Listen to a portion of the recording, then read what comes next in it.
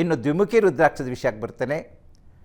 ಅದನ್ನು ಅರ್ಧನಾರೀಶ್ವರ ರುದ್ರಾಕ್ಷಿ ಅಂತ ಹೇಳ್ತಾರೆ. ಶಿವ ಮತ್ತು ಪಾರ್ವತಿ ಈ ರುದ್ರಾಕ್ಷಿ ಧರಿಸೋದ್ರಿಂದ ಫಲ ಏನಪ್ಪ ಅಂತ ಹೇಳಿದ್ರೆ, ಸಂಬಂಧಗಳು ಮುಖ್ಯವಾಗಿ ಗಂಡ ಹೆಂಡತಿರ ನಡುವೆ ಸಂಬಂಧ ಚೆನ್ನಾಗಿಲ್ಲ, ತಂದೆ ತಾಯಿ ಮತ್ತು ಮಕ್ಕಳ ನಡುವೆ ಸಂಬಂಧ ಚೆನ್ನಾಗಿಲ್ಲ, ಸೋದರ ಸೋದರಿಯರ ನಡುವೆ ಸಂಬಂಧ ಚೆನ್ನಾಗಿಲ್ಲ, ಅಥವಾ ನಮ್ಮ ಸ್ನೇಹಿತರೊಂದಿಗೆ ಸಂಬಂಧ ಚೆನ್ನಾಗಿಲ್ಲ, ಈ ಥರ ಸಂಬಂಧಪಟ್ಟದ್ದನ್ನು ಸರಿಪಡಿಸೋದಕ್ಕಿರುವಂತಹ ರುದ್ರಾಕ್ಷಿ ದ್ವಿಮುಖಿ ರುದ್ರಾಕ್ಷಿ. ಇದು ಚಂದ್ರ ಇದರ ಅಧಿಪತಿ.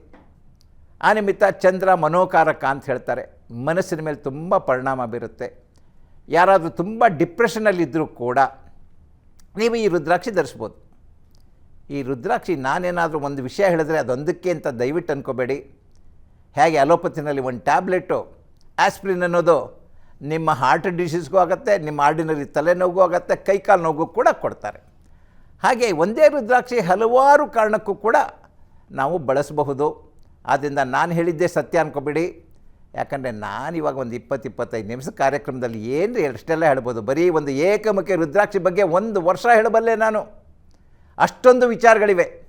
ನಾನು ಹೇಳಿದ್ನಲ್ಲ, ಡಾಕ್ಟ್ರೇಟ್ ಮಾಡಿರ್ಬೇಕಾದ್ರೆ ಎಷ್ಟು ವರ್ಷ ಅವರು ಅದ್ರ ಬಗ್ಗೆ ಸ್ಟಡಿ ಮಾಡಿರಬೇಕು. ಯಾವುದೇ ಡಾಕ್ಟ್ರೇಟು ಕಡಿಮೆ ಅಂದರೂ 5 ವರ್ಷದ ಕಡಿಮೆ ಯಾವುದೂ ಸಿಗೋದಿಲ್ಲ. ಅಂದರೆ 5 ವರ್ಷ ಎಲ್ಲೆಲ್ಲಿ ಹೋಗಿ ಸ್ಟಡಿ ಮಾಡ್ಕೊಂಡು ಬಂದೆಲ್ಲ ಮಾಡಿರ್ತಾರೆ. ಅಂದರೆ ರುದ್ರಾಕ್ಷಿನಲ್ಲಿ ಎಷ್ಟೊಂದು ವಿಷಯ ಅಡಕವಾಗಿದೆ ಅನ್ನೋದಕ್ಕೋಸ್ಕರ ಈ ವಿಷಯ ಹೇಳ್ತಾ ಇದ್ದೇನೆ. ದ್ವಿಮುಖಿ ಆಯಿತು.